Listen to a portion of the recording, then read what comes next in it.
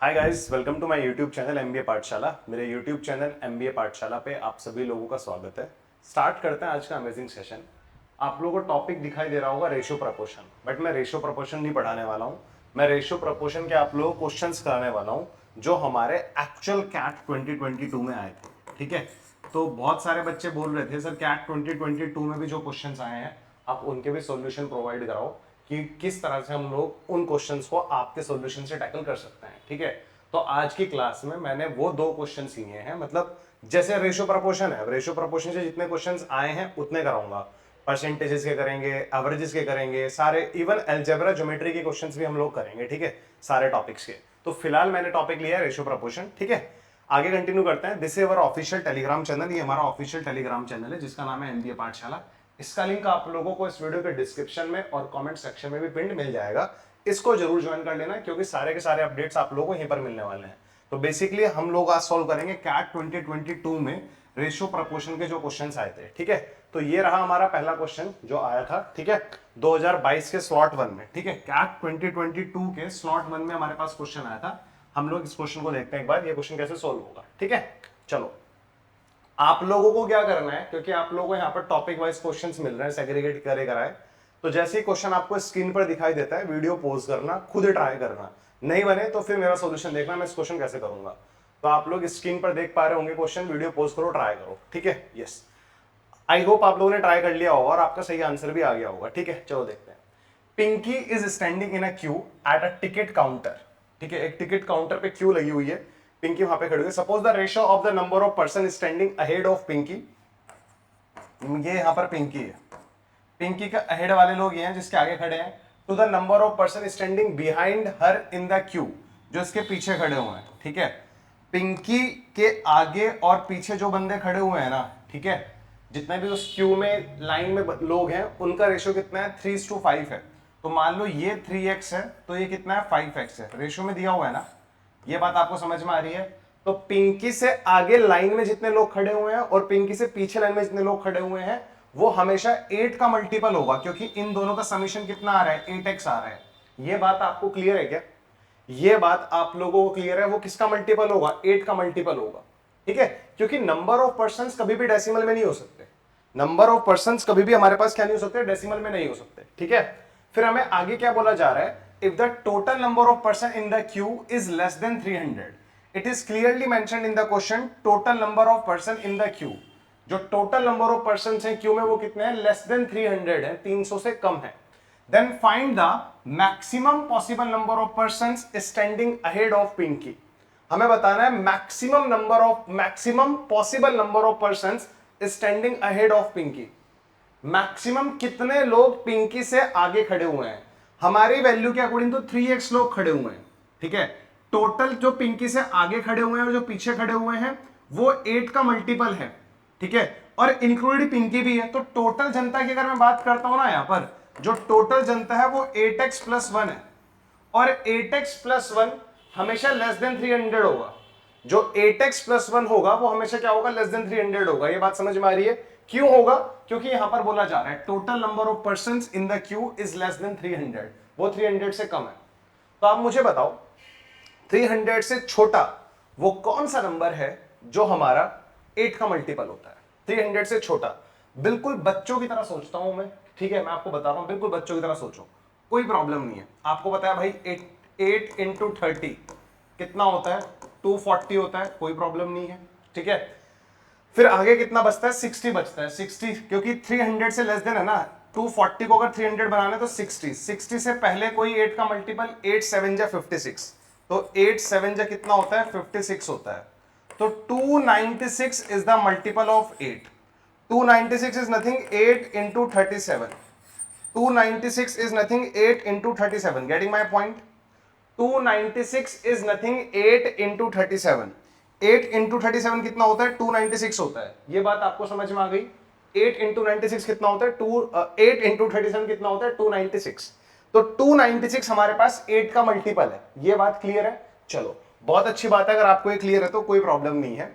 यानी कि अगर मैं यहां पर x को 8, क्योंकि हमें मैक्सिमम बताना है ना, maximum possible number of persons, हमें maximum possible number of persons बताना है। तो अगर आपको maximum possible number of person बताना है ना, तो हमें क्या करना पड़ेगा, 300 के नियरेस्ट, 300 के सबसे ज्यादा नियरेस्ट 8 का मल्टीपल कौन सा होता है, क्योंकि जो टोटल जनता है वो कितनी है, 8x+1 है। जो टोटल ऑडियंस है यहां पर वो कितनी है, 8x+1। इसीलिए मैंने क्या किया, मैंने देखा भाई 300 के पास 8 का मल्टीपल कौन सा होता है, 296 होता है। 296 कितने टाइम्स होता है, 8 इंटू 37। तो अगर मैं यहां पर x को 37 रखता हूं, अगर मैं यहां पर x को 37 रखता हूं, तो टोटल ऑडियंस कितनी आ रही है, 297। बट मैं x को 37 से ज्यादा नहीं रख सकता। अगर मैंने x को 37 की जगह 38 रख दिया ना, और 38 इंटू 8 बनेगा 304, प्लस 1 बनेगा 305, वो हमारी क्वेश्चन की कंडीशन को कॉन्ट्राडिक्ट कर देगा, क्योंकि यहां पर क्लियरली मेंशन्ड है लेस देन 300 ऑडियंस है हमारे पास। ठीक है, तो भाई x का वैल्यू 37 आ रहा है, मैक्सिमम मैं x को 37 ले सकता हूं। तो यहां पर भी मैक्सिमम निकालना है ना, maximum possible number of person standing ahead of Pinky. तो जरा पुट कर दो यहां पर x का 37, 3 इंटू 37, तो 37 इंटू 3 कितना आता है, 111 आता है, वही हमारे इस क्वेश्चन का आंसर है। कितना आता है, 111 आता है, वही हमारे इस क्वेश्चन का आंसर है। आई होप आप लोगों को ये क्वेश्चन समझ में आ गया होगा, इसमें तो आप लोगों को कोई प्रॉब्लम नहीं होगी। ठीक है, चलो यहां तक की बात क्लियर है, बहुत बढ़िया। ठीक है, this was the question from CAT 2022 slot 1। कुछ भी नहीं करना था, पिंकी से आगे 3x लोगे तो पीछे 8x लोगे, अगर पिंकी को भी इंक्लूड कर लो तो टोटल जनता कितनी हो गई, 8x+1। बहुत सारे बच्चों को डाउट होता है कि ये +1 क्यों आया है, इस पिंकी की वजह से, क्योंकि पिंकी खुद भी तो है ना। तो टोटल ऑडियंस 8x+1 है, तो कौन सी वैल्यू x की रखूं यहां पर, जो ये नंबर 300 के बहुत क्लोज आए, x को 37 रखने पर। ये 37 रखने का सपना यहां से आया, ये सोचना पड़ा मुझे। मैंने देखा भाई 300 के क्लोज 8 का मल्टीपल कौन सा होता है, 300 के क्लोज 8 का मल्टीपल कौन सा होता है, 296। 8 इंटू 37 296 होता है, तो x को अगर मैं 37 पुट करूंगा तो ये बनेगा 296 प्लस 1 297। ठीक है, आई होप आप लोगों के बात समझ में आने लग रही होगी, यहां तक किसी को कोई प्रॉब्लम नहीं होनी चाहिए। ठीक है, तो 111 is the correct answer to this question. And guys this was the TITA question. ये टीटा क्वेश्चन आया था, इजी क्वेश्चन था, मेरा पर्सनल एक्सपीरियंस से बोलता है एग्जाम में टीटा क्वेश्चंस इजी होते हैं। ठीक है, मोस्टली टीटा क्वेश्चंस। ठीक है, हाँ। सेकंड क्वेश्चन, ये भी हमारे पास रेशियो से है और ये भी स्लॉट 1 का क्वेश्चन है। इट मींस मैं ये बोल सकता हूं कि कैट 2022 के स्लॉट 1 में रेशियो के 2 क्वेश्चंस आए थे। ठीक है, in a village the ratio of number of males to female, males to female का रेशियो कितना है, 5:4। The ratio of number of literate male to literate female 2:3। The ratio of number of illiterate male to illiterate female is 4:3। 3600 males in the village are literate, and literate male और literate female, literate male and literate female का ratio कितना है, 2:3 है। literate male and literate female का ratio कितना है, 2:3। 3600 males in the village are literate, 3600 males in the village are literate। कितने mail literate है, 3600, यानी कि रेशो में 2 का वैल्यू कितना दिया हुआ है, 3600 दिया हुआ है। यदि 2 का वैल्यू 3600 है तो 3 का वैल्यू कितना होगा, देखो 2 का वैल्यू 3600, 1 का वैल्यू 1800, तो 3 का वैल्यू कितना होगा, 5400 होगा। ये बात आई होप आप लोगों को समझ में आ गई होगी, ये बात आई होप आप लोगों को समझ में आ गई होगी, इसमें तो कोई प्रॉब्लम नहीं होनी चाहिए। 2 का वैल्यू 3600 है तो 3 का वैल्यू 5400 होगा। आगे देखो हमें क्या बोला जा रहा है, यहां पर आगे बढ़ते हैं जरा। हमें पूछा जा रहा है number of females in the village, हमें फीमेल्स का नंबर बताना है विलेज में कितना होगा।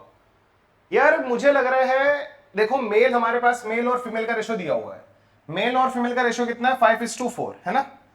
और लिटरेट मेल लिटरेट फीमेल, ये रे इनका एक्चुअल नंबर मुझे पता है, लिटरेट मेल कितना है, लिटरेट फीमेल कितनी है। मुझे इलिटरेट मेल इलिटरेट फीमेल का रेशियो कितना दिया हुआ है, 4:3 दिया हुआ है। Illiterate male to illiterate female का रेशियो कितना दिया हुआ है, 4:3 दिया हुआ है। And total number of males and females का रेशियो कितना दिया हुआ है, 5:4 दिया हुआ है। Total number of males to total number of females का रेशियो कितना दिया हुआ है, 5:4 दिया हुआ है। Ratio of number of males to female is 5:4। ठीक है, ये भी ध्यान रखना है आप लोगों की, ये क्या मेंशन है यहाँ पर। तो सॉर्टेड है भाई, कुछ भी नहीं करना है यहाँ पर, इजिली सॉल्व हो जाएगा ये, थोड़ा सा ध्यान रखो जरा बस। ठीक है भाई, इलिटरेट मेल देखो, illiterate male to illiterate female का रेशियो कितना है, 4:3। ठीक है, illiterate male to illiterate female का रेशियो कितना है, 4:3। इसमें हम लोगों ने जब ये 3600 और 5400 ऐड किया, ये इलिटरेट मेल और इलिटरेट फीमेल है। इसमें लिटरेट मेल और लिटरेट फीमेल को अगर मैं ऐड कर दूंगा तो total number of male and total number of female बन जाएगा। इलिटरेट मेल और इलिटरेट फीमेल में यदि मैं लिटरेट मेल और लिटरेट फीमेल, मेल में लिटरेट मेल, फीमेल में लिटरेट फीमेल ऐड कर दूंगा तो total number of male female बन जाएगा, विच इज नथिंग, कितना दिया हुआ है 5:4 दिया हुआ है। तो ये 4:3 का रेशो 5:4 बन जाएगा। ये 4:3 का रेशो 5:4 बन जाएगा कब? जब मैं यहां पर कितना देख रहा हूं 3600 और यहां पर कितना ऐड कर रहा हूं 5400। क्रॉस मल्टीप्लीकेशन से हम लोग इस क्वेश्चन को इजीली सॉल्व कर सकते हैं। या तो ऐसे सॉल्व कर लो या आप क्या करो, आप मान लो टोटल नंबर ऑफ मेल कितना है 5x है, टोटल नंबर ऑफ फीमेल कितना है 4x है, टोटल मेल इतना है, इसमें से हम क्या कर रहे हैं लिटरेट मेल हटा दो, लिटरेट मेल हटाए तो कितना 3600, लिटरेट फीमेल हटा दो टोटल फीमेल में से कितना हो जाएगा 5400। ये क्या बनेगा, टोटल में से लिटरेट हटा दिया तो इलिटरेट मेल, टोटल में से लिटरेट फीमेल हटा दिया इलिटरेट फीमेल, इनका रेशियो कितना दिया हुआ है 4:3 और इसको सॉल्व कर लो। और इसी को हम लोग क्या बोलते हैं, क्रॉस मल्टीप्लिकेशन मेथड बोलते हैं। आप लोग ऐसे करोगे, मैं इसको ऐसे करूंगा, ठीक है, विदाउट यूजिंग वेरिएबल x। तो देखो भैया यहां पर कितना इजी है इसको करना, 4 × 4 16, 5 × 3 15। पहले ऐसे मल्टीप्लाई किया, 16 में से 15 गया, आ रहा है 1। अब यहां पर मल्टीप्लाई करो, 54 × 5 270 होता है, 36 × 4 कितना होता है हमारे पास 144। 270 में से 144 हटाओ, 270 में से 144 हटाओ, कितना आएगा 126 आएगा। तो रेशो के 1 का वैल्यू कितना आ रहा है 126, 2 जीरो भी तो थे 2 जीरो, रेशो के 1 का वैल्यू 12600 आ रहा है। रेशो के 1 का वैल्यू कितना आ रहा है 12600 आ रहा है, हाँ या ना, रेशो के 1 का वैल्यू कितना आ रहा है 12600। ठीक है, अब हमें क्या बोला जा रहा है यहां पर, total number of female in the village. हमेशा ध्यान रखना क्रॉस मल्टीप्लीकेशन मेथड में, हमेशा याद रखना क्रॉस मल्टीप्लिकेशन मेथड में ये जो 1 का वैल्यू आता है ये ऊपर वाले रेशो का आता है, ये जो 1 का वैल्यू आता है ये ऊपर वाले रेशो का आता है। तो 1 का वैल्यू 12600 है, तो इलिटरेट फीमेल कितना है 3, तो 3 का वैल्यू कितना आ जाएगा 12,000 है ना, इंटू 3 36,600 इंटू 3 1800, तो ये आ जाएगा 37,800। तो ये हमारे पास क्या आ रही है, इलिटरेट फीमेल आ रही है, इलिटरेट फीमेल आ रही है 36,800 और लिटरेट फीमेल कितनी है 5400। तो टोटल फीमेल पूछा है ना, तो इलिटरेट फीमेल में लिटरेट फीमेल अगर मैं ऐड कर दूंगा तो ये आ जाएगा मेरे पास कितना भाई, देखना 8 और 5 13 का 1, 43,200, 43,200 हमारा आंसर।